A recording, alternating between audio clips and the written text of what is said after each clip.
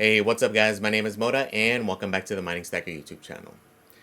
Another day, another freaking script ASIC. So now, this is another new one coming from Elphapex. This is going to be a big boy Hydro unit. So it's kind of exciting here. Just kind of the implications from it, right? So it is the Elphapex DG Hydro 1. This is not the little at-home Hydro unit. This is a industrial sized unit.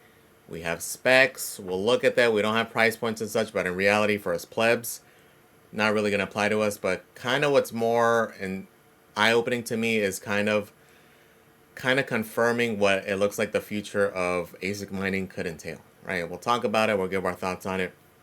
So if that sounds good, guys, stay tuned. Let's get right to this thing.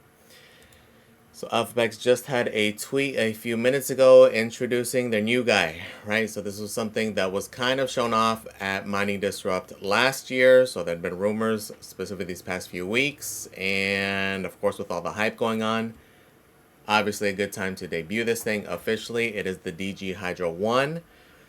Quick look at the specs. They have the hash rate here kind of blurred out, but we can make it out. It's 6,200 watts.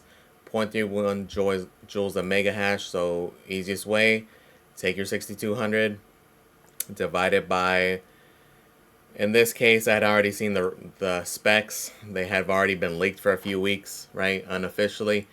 But if you divide it by 20,000, which is what, 20 gigahash, gives you your 0.31, expect it to be right there, right? Whether it's 19.5 or 20.5, it's going to be in that realm. So essentially 20 gigahash, 6200 watts, 0.31 joules a mega hash.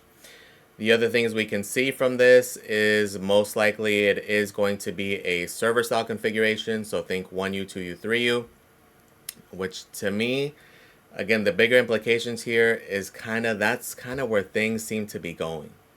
Okay, we've been getting a lot of hints and a lot of signs, especially these past year, right? We've seen it with a lot of other ASICs coming in the style configuration. There's a lot of benefits to it. A lot of it was shown off at Mining Disrupt again last year. Just with the density aspect, right? You're able to fit so many of these freaking units, even just on a single server rack, right? It's borderline mind-blowing in comparison to, like, for example, the first generation of those bitmain Hydro units, which again had that awkward size. With these style things, you're able to use existing infrastructure, existing setups, and retrofit it with these things. So imagine being able to easily convert a data center into a mining operation, right? Or even just, again, the density factor with the containers. How many of these freaking units you can fit? It's borderline insane because it gets rid of one of the biggest nuisance with air-cooled units, and it's the size and having the airflow. This kind of alleviates a lot of those headaches. Okay, so this is kind of, so it's kind of in question, like what's going to be the better tech? Is it going to be these Hydro units or is it going to be immersion? To me, the clear winner is starting to appear, and it seems like it is going to be these Hydro units. So expect this to kind of be the future wave. So my prediction is probably next cycle, this is kind of what it's going to be looking like, right? So we'll see how that stuff plays out. But again, looking at the specs, pretty insane. Again, immediately 6200 watts. This is going to be three-phase. This is going to be industrial. This isn't something you're going to be running in your house. Although farther down the road, if this does seem to be the cooling technology of choice, expect this again to potentially be the next wave of how we're having these ASICs in our house. So instead of having these big loud-ass machines, they're probably just going to have a little server rack in the garage. Right, gonna use it as a freaking water heater. That could be it, right? So anyways, let's look at profitability though. So again, putting in 20 gigahash, 6200 watts, daily revenue, 73 bucks, $58.49. Again, that's at the kind of at the base level. That's not including, like, if you're on Mining Dutch and all the other crap coins you get along with it. So again, initially it looks impressive, like, oh man, you're cool, but the big downfall here with Elphapex is, again, we can see the efficiency. It's the same chips that are in the other units. The downfall is the efficiency. It's just not as efficient as these newer units. Okay, because when we break it down and really like sit back and think about it, the L9 is 17 gigahash, right? This thing is going to come in at 20. under a 20% difference in overall hash rate, yet a fraction of the watts. 6200 versus the 3570, 0.21 joules a mega hash. This is where the efficiency stands out big time, right? When we're comparing like the L9 and the DG1 Plus, pretty decent difference, but not as of a standout. But once you get up to this scale, and it's like, damn. So another train of thought though, in the bull market, like we've mentioned even before this run up, there's going to come to a point where efficiency is almost going to be out of the window. Obviously, you want to be at least somewhat there.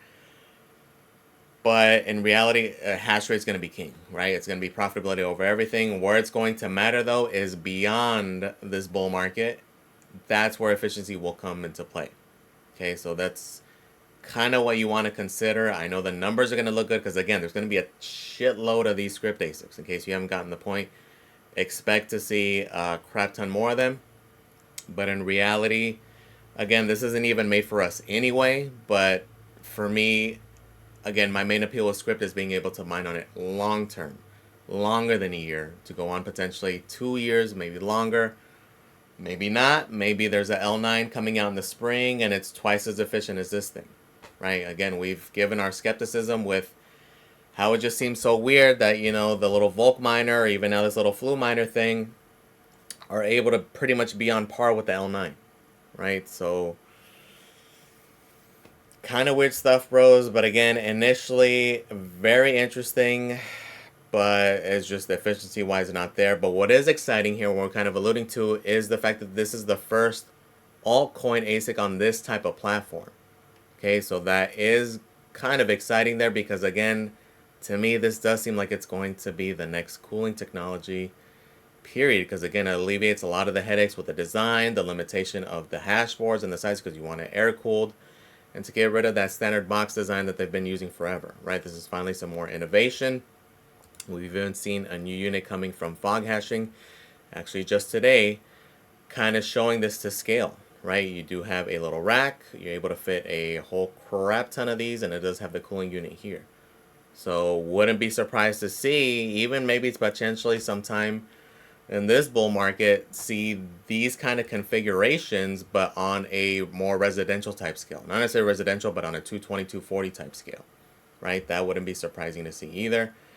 And in reality, would be pretty cool because, again, that does get rid of the big limiting factor, and that's for a lot of us, and it's the cooling, right? For me down in Florida, it's a massive issue, and this would alleviate a lot of that, right? That, space, noise, there's a lot of benefits here, right? So wouldn't be surprised to see this begin to take off, right? We've already seen the big manufacturers. We've already seen WhatsMiner pivot to it. We saw these new bitmain units.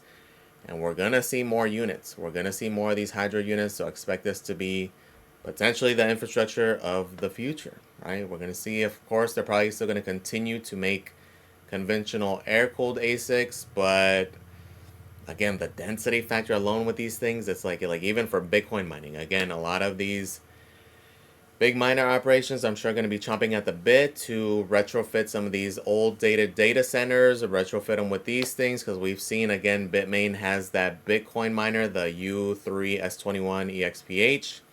It's damn near a petahash a unit. Okay, imagine even just one freaking, it's just mind-blowing, right? So don't be surprised, but again, it's pretty cool to kind of see that. That to me is what's pretty cool here, that it's kind of confirming that that's probably where things are going to go, right? We're going to have to see how they play out. We're going to see how reliable these things are. Again, initially with some of the Bitmain units, it's like the hosing that we're using, the plastic hose. We'll see how that stuff holds up. Again, this year will be kind of the guinea pigs. All the institutions with their, these U3S21s and future units will be kind of the guinea pigs just to see how they hold up long term, right? But realistically, as long as there's no leaks, that fluid's pumping, probably going to hold up pretty well, right? So pretty interesting. No price point or anything yet, but again, if it's 20 gigahash, think of 2 of the existing Elphapex units. And the current prices expected to be around 20K, because it's going to be more for, again, this is going to be more for on the commercial front. Expect them to probably get some kind of a discount because, again, if people buy these, if companies buy these, if big farms buy these, it's going to be on a bulk scale, right? So what would be very intriguing here is if they were to release guys that were like under 3,500 watts or under 4,000 watts, something that can actually be plugged in on circuits that can be ran at home, right? Or depending on what part of the world you're in too, right? So I'm kind of just thinking about the US, but if you're in a part of the world where you can have three-phase, or you do have three-phase, something to consider, right? But pretty cool stuff here. It was pretty interesting to see. But again, with this hype with Doge right now, expect these things to be pumping. Expect these things to be manufactured with haste. Potentially with crap going wrong. That's the big thing with that flu miner thing. I know some people have been interested within it, but just picture how fast they're trying to get these things out, and imagine quality control. They ain't going to be tested. They're just going to be pumping those things out, right? So just factor all that kind of stuff in, guys.